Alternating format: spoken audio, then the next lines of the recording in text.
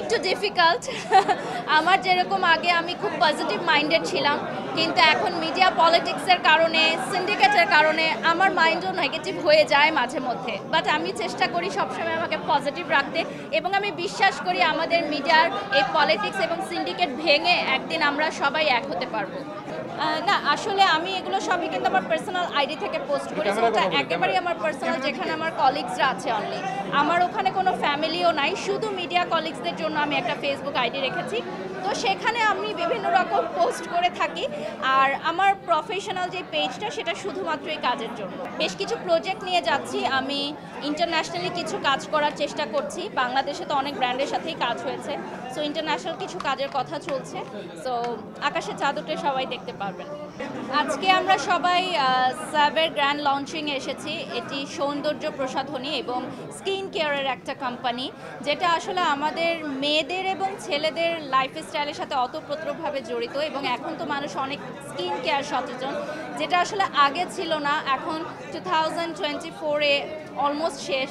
তা আমার মনে হয় এখন সামনের বছর ইনশাল্লাহ মানুষ আরও বেশি সচেতন হবে স্কিন কেয়ারের ক্ষেত্রে, এবং অনেক ব্র্যান্ডস আছে স্কিন কেয়ারের ক্ষেত্রে। সো আপনি কোনটা বাছাই করবেন সেটার ব্যাপারে আপনাকে সতর্ক হতে হবে। যেহেতু স্যাবে অলরেডি একটি পরীক্ষিত ব্র্যান্ড, ওরা ইন্টারন্যাশনাল মার্কেটে অনেক পপুলার, সো ওরা বাংলাদেশে লঞ্চ হচ্ছে।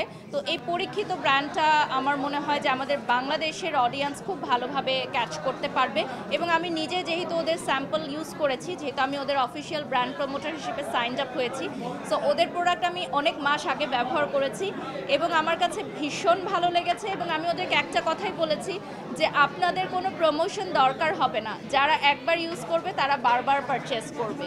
খুবই ভালো মানের পণ্য। আমার ব্যক্তিগত স্কিন কেয়ার খুবই সামান্য, কারণ বিভিন্ন প্রোডাক্ট রিভিউর কারণে আমাকে অনেক স্কিন কেয়ার করতে হয়। সো যখন আমি পার্সোনাল লাইফে স্কিন কেয়ার করি, খুবই মিনিমাম স্কিন কেয়ার করি, লাইক স্কিনটা ডিপ ক্লিন করা, জাস্ট একটা ময়েশ্চারাইজার অ্যাপ্লাই করা, এই তো দ্যাটস ইট।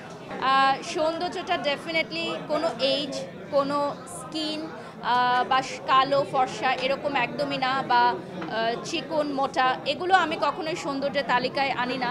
আমি মনে করি একটা মানুষের মন যদি সুন্দর হয়, সেটা সমগ্র পরিবেশে হাজার জনের মধ্যে থাকলেও সেই সুন্দর মনের মানুষটা সবার দৃষ্টি আকর্ষণ করবে।